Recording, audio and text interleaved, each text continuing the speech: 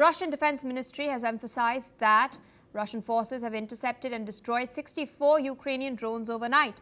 The ministry has informed that the unmanned aerial vehicles were destroyed in Rostov, Saratov, Volgograd, Belgorod and Stavropol regions. Meanwhile, Governor of the Rostov region, Yuri Slusar, has stated that air defenses have thwarted a large-scale air attack and drones have been intercepted in multiple regions, including Kasharsky, Bokovsky and Chertkovsky. According to the governor, no people were injured in this particular attack.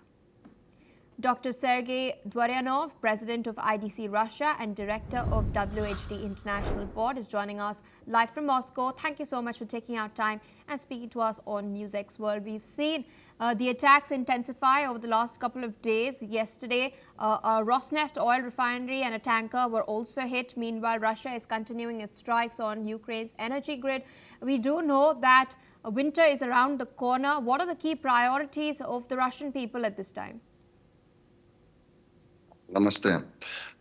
Thank you so much for invitation. First of all, I want to tell that we're having a proxy war, and this attacks of the drones is one of the most powerful instruments in this conflict.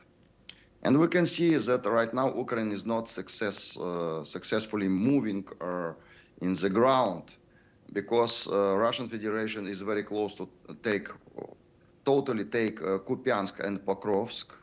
And it was big fail of Mr. Zelensky. And I can predict that soon Mr. Zelensky will be replaced and changed for the new president of Ukraine. Legal one. Because it should be election and somebody should be elected officially and receive a full legacy and authorization from the nation. Right now, who is Mr. Zelensky? He's a failure, he's a loser, actually. That's why he tried his level best, at least, to do something to save his image. That's why permanently he sends his drones to Russian Federation. But he doesn't know that Russia is a very powerful country regarding economy and especially regarding spirit of win, because we are a nation of winners. And we always learn from the lessons of history. For example, have a look. America put 2 atom bombs to Japan, right? Who put? Russia? Not America. But who is the best friend of Japan right now? Best friend of Japan is America. Same, for example, in the history of India. Great Britain steals from Indian economy, not billions, trillions of dollars, trillions. But all main influence and rich Indians, they dream only put their daughter of a son to be educated in Great Britain. They pray to Great Britain, they pray to London. Even they know the lessons of the Great Britain Emperor, they put a lot of pain and suffering to the history of India. Still they pray to London. Why?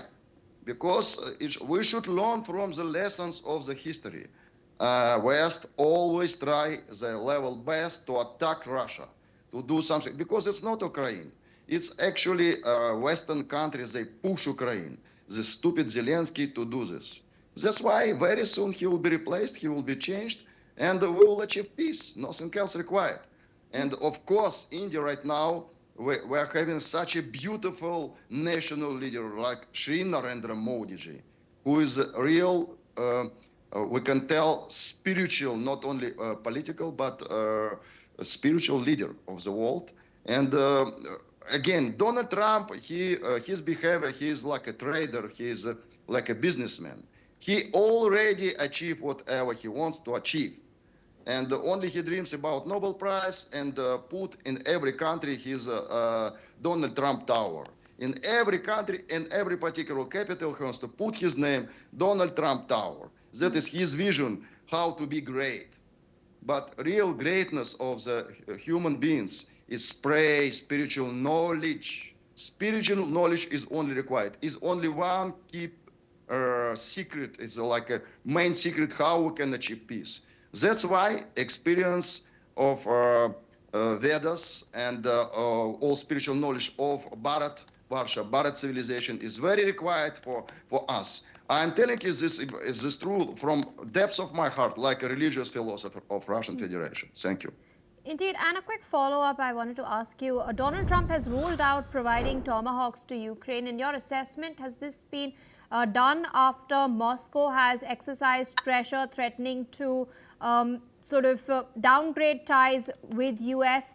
And we've also seen Donald Trump highlighting that US will not use frozen Russian assets to finance this war.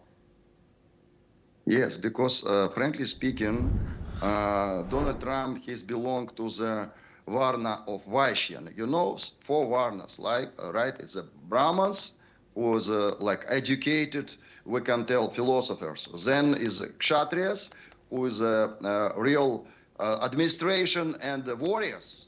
And then Vaishya, who is the traders, and Shudras, they are like a servants. And Donald Trump, he's a pure Vaishya. He's a trader, he's a businessman. That's why he always change his words and politics and his position. Why?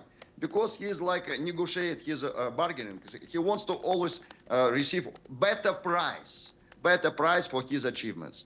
That's why just a few days back, you can see he visits this American navies. He didn't increase their military spirit to fight. What he start to do? He start to dance, full of joy. Dance like a good, like he receiving good deal. Good deal is the main words of Donald Trump. Good deal. We should do deal, always deal. That's why, of course, like a trader, he's like a businessman, and that is his mindset. He does not want to increase war. Better to trade. Trade for peace, pray for peace. That is his vision. We should pray for peace, we should trade for peace. It is good, actually very good. That is a big gift for the modern history, that we are having such a beautiful, such a joyful, dancing businessman like Donald Trump himself.